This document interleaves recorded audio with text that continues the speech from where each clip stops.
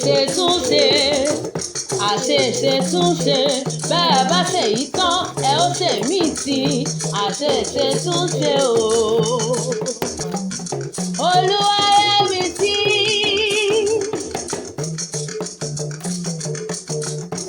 Lóní wá kí Saheed Ọlámilékan ọmọ Owólabí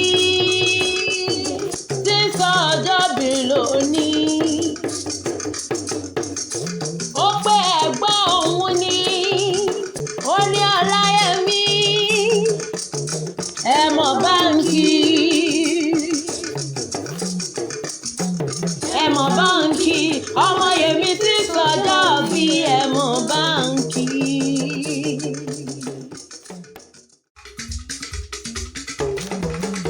Happy birthday, Mr. Saheed Ọlámilékan Owólabí. We wish you many happy returns. Long life and prosperity, inshallah. Happy birthday to you. Happy birthday to you. Happy birthday, happy birthday, happy birthday to you. May the good Lord bless you. May the good Lord bless you. May the good Lord, may the good Lord, may the good Lord bless you.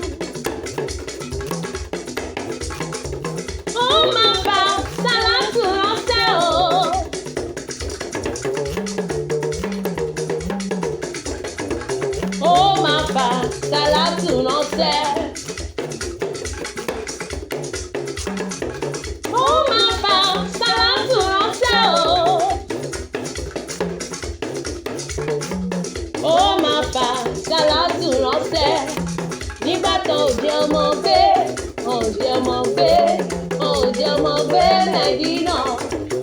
Oh, my God, Salatu ránṣẹ́.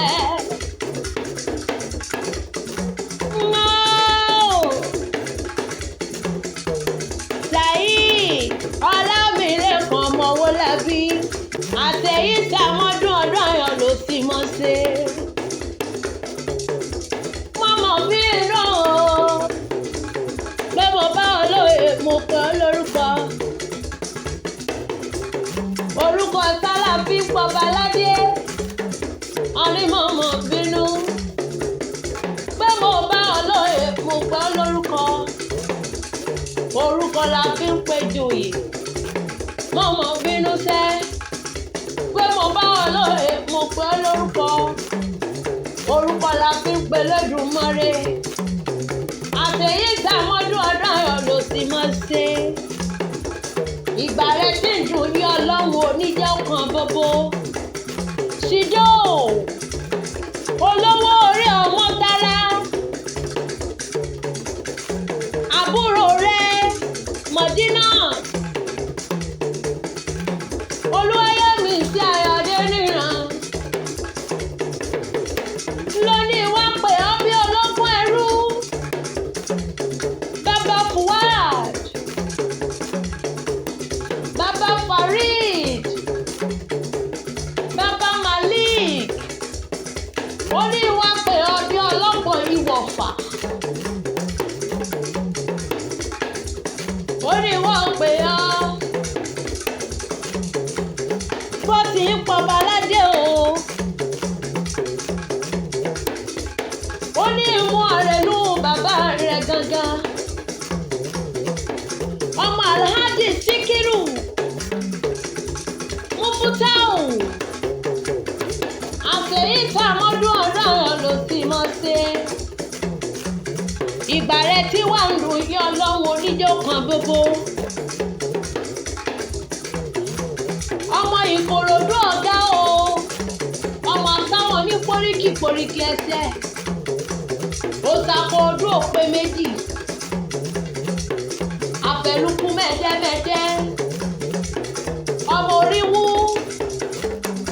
Ọmọ sàlẹ̀ gẹ́gẹ́ bí ẹni tó róbìnrin bí ogún bí ọgbọ̀n bí igba aya ń bẹ nílé bàbá yín tọmọtọmọ. ọmọ onígbòkà èdè ọmọ onígbòkà ìwọ ìbàdòdì tó bá wọ pòrò bàbá tiẹ̀ gángan yóò padà dẹbọra ní.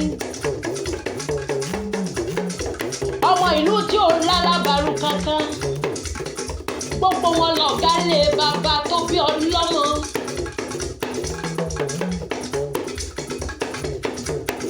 àṣeyí sàmọ́dún ọdún ọ̀rọ̀ ló sì mọ́ ṣe. olówó orí ọmọ kára àṣeyí sàmọ́dún ọdún ọ̀rọ̀ ló sì mọ́ ṣe. ọlámilẹ́kan cosma àfijú píríńtà tó pójú lówó àṣeyí sàmọ́dún ọdún ọ̀rọ̀ ló sì mọ́ ṣe lágbára lọ́wọ́ ọba.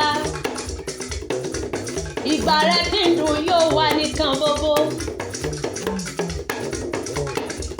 gbogbo àwọn ọmọ ọ̀yá ẹ látòrí Mr. Ṣẹ́gun tó fi dórí Mrs. Yinka Adébáyọ̀ nílùú Chicago tó fi dórí Mrs. Fúnmiláyọ̀ Ṣọ́bàndé. màmá ìbejì ni mò ń ké sí òun tó fi wá dórí Mọ̀dínát Yẹ́misí Ayádéníran. wọ́n ní mú ọ̀rẹ́ lù màmá rẹ̀ gangan. ọmọ late Mrs. Selimot Ṣọ́bọ̀ Wálé odò ògbólú nílé màmá rẹ̀. lẹ́ni kí máa bọ̀ ní àbẹ̀wò ni ebi bóun jẹ̀bú àwọn ẹni ní wíní bóun jẹ̀bú àwọn ẹni ní wíní bóun jẹ̀bú amẹ́rẹ́ yòókù àmùsọ̀dọ̀ àjẹmọ́. ìjẹ̀bú ní ọmọ èrè ni wá ọmọ fíjù jẹ̀bú tí fọpọ̀ ẹja pènà tó ní bóun bá rọjà òbú bóun bá sọ bú dé ó pòun àpọ̀pọ̀ tòun jẹ gẹ́gẹ́ nílé rẹ mọ́. ilé o ọmọ akáfọ́ sílẹ̀ kẹrù ó bọ̀ lọ́sẹ̀ ọmọ agbégbá ajére rẹ mọ́ ọmọ dúdú létí ó mọ̀ bẹ́ẹ̀ ṣe níjọ́sí pupa tó mọ̀ bẹ́ẹ̀ ṣe ò sí nílé ọmọ arẹ́yẹ mọ̀ mọ̀ roko ìran màmá tiẹ̀ rọ́pò sá ẹ̀yà kò lọ ọmọ adúrú mọ́dé ọmọ adúrú mọ́sù pẹ̀lú ẹ̀jẹ̀ ọmọ wúṣẹ́ ní ọ̀yọ̀yọ̀yọ̀ ọ̀yọ̀yọ̀mọ̀yọ̀mọ̀ ohun tí ìṣèlú ò lè pa ni ọmọ olówó joyè méjì pọ̀ wọ́n jẹ́ olúwo nílé màmá àti ẹ̀ gẹ́gẹ́ wọ́n já pènà wọ́n tún retí kẹta. ìjẹ̀bú ọmọ èrè ìwà ọmọ anáwó dọ́là dé èbó tó dé ọmọ olówó sì lè sálẹ̀. àṣeyí ìsàmọ́dún ọ̀rọ̀ ayọ̀ ló ti wọ́n ṣe. Dr. Fẹ́mi Owólabí kan débẹ̀ lálàáfíà ara àwọn èjìká tí ìjẹ̀wò jábọ́ ayé yóò ní polúkúlùmùsù. Dr. Fẹ́mi ìgbà ayé tí ń dùn yí ọlọ́run ọba oníjó wá kan gbogbo bí wọ́n bá níta níbọ̀rẹ̀ òwìsí ọ létí. Ọláyẹmí ọmọ Elédùmarè lèmi jẹ́. ìran bàbá mi gàgà ní kọ́